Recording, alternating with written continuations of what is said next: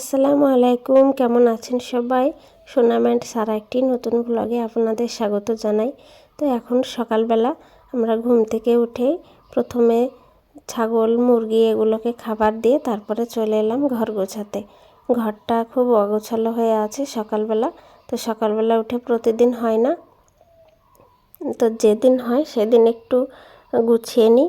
তো আজকে সময় আছে, ইভার আব্বু ইভাকে কোলে নিয়ে আছে, তাই আমি এই সময়টায় এখনই পেলাম, তাই এখনই গুছিয়ে নিলাম বিছানাটা। তারপরে অন্য কাজকর্ম সব কিছু সারতে হবে। তো এই দেখুন আমার বিছানাটা গোছানো হয়ে গেল। আর এইদিকে ইভার জন্য ডিম সিদ্ধ করতে বসিয়ে দিয়েছি। তারপরে এবার দেব ঝাড়। তো এই ঘরটা ঝাড়ু দিয়ে দিলাম আগে, আর ওই দিকটা আবার দুটো পার্টে ঝাড় দিয়ে আমি এই সাইডটা একটা পার্ট করে নিয়েছি, আর ওই দিকটা আলাদাভাবে ঝাড় দিয়ে ওই দিকটা দিয়ে নামিয়ে দেব। ওই দেখুন ওই ঘরগুলো আগে আমার ঝাড় দেওয়া হয়ে গেছে, খালি বারান্দাটা বাকি ছিল। তো এখন বারান্দাটা আমি ঝাড় দিয়ে ওই পাশের দরজা দিয়ে নামিয়ে দিলাম, আর এই সাইডটা আবার আলাদাভাবে নামিয়ে দেবো, এই সিঁড়ির এইটুকু। আর ওই যে বাইরে রাস্তার ধারে ছাগলটা বাঁধা আছে ওখানে খেতে দিয়ে এলাম। তারপরে এলাম বাসন মাজতে। তো তারপরে ইভার অত্যাচার শুরু, ওর বাবার কাছে আর থাকবে না। ওই দেখুন ওর বাবা এবার লেগে পড়েছে। আর এখানে খাচ্ছে চাপাটি রুটি, ওর বড়াম্মু দিয়েছে, তো আমিও একটু খাবো।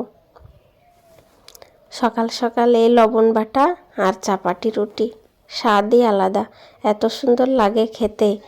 কাঁচা লবণ ভয় ভয় লাগে, তবুও মন চায় বারে বারে খাই। এই দেখুন আমি অনেকটা করে লঙ্কা বাটা খেয়ে নিই এই চাপাটি রুটি দিয়ে। আমার তো খুবই ভালো লাগে। কার কার ভালো লাগে একটু কমেন্ট করে জানাবেন এই চাপাটি রুটি।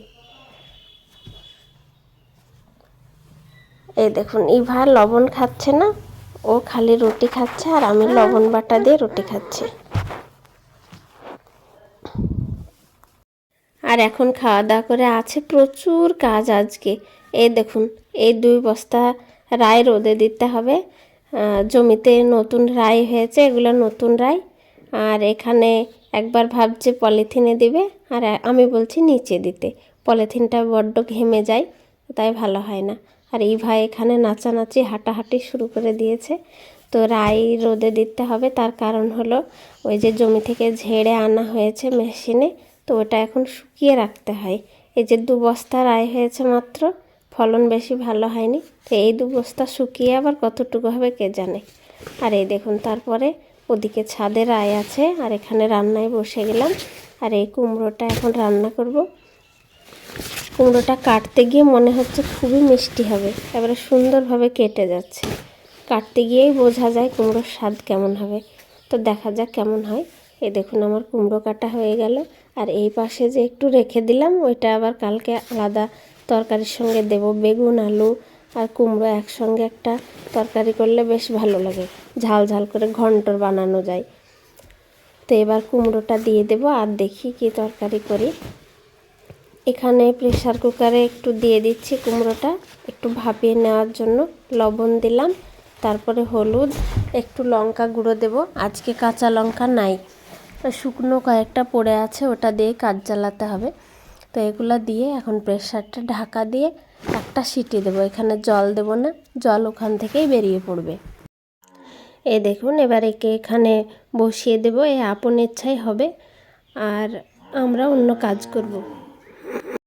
আর এইদিকে দেখুন আমি বড় একটা সাহস করে বড় একটা ডিসিশন নিয়েছি ইভার ওষুধের ব্যাপারে।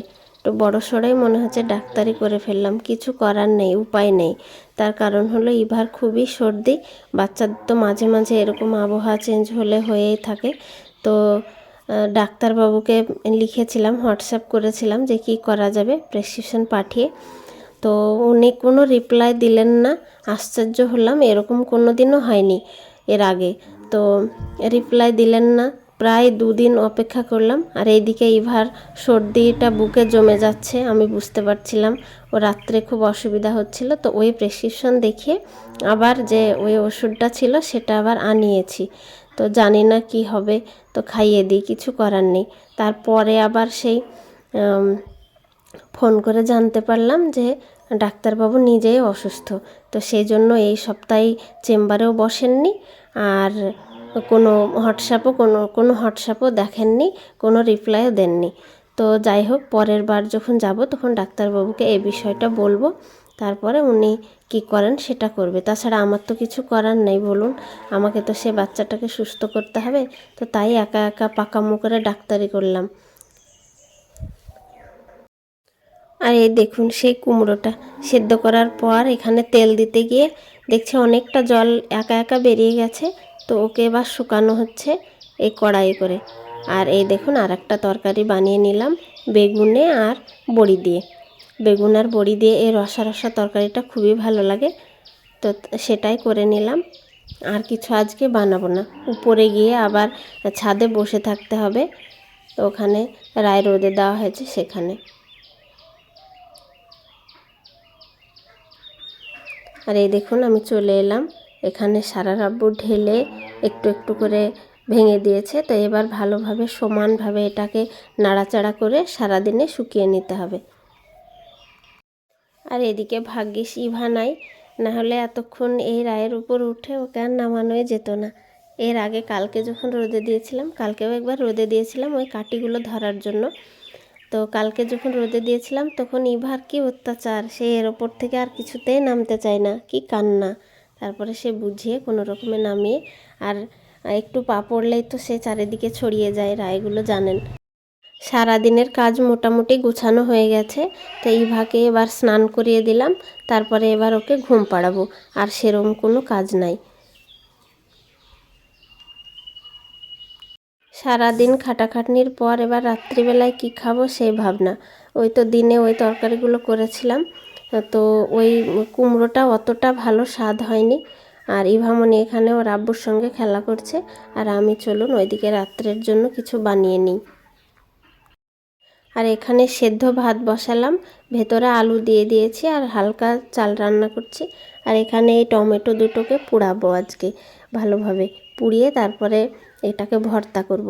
এই দেখুন এই চামচ দিয়ে এই ভেতরটা আমি একটু ফুটো ফুটো করে নিচ্ছি। এইভাবে ফুটো করে দিলে পোড়ানোর পর এই খোসাটা ওঠাতেও সাহায্য হয়, আবার তাপটা ভেতরে পৌঁছেও যায় তাড়াতাড়ি।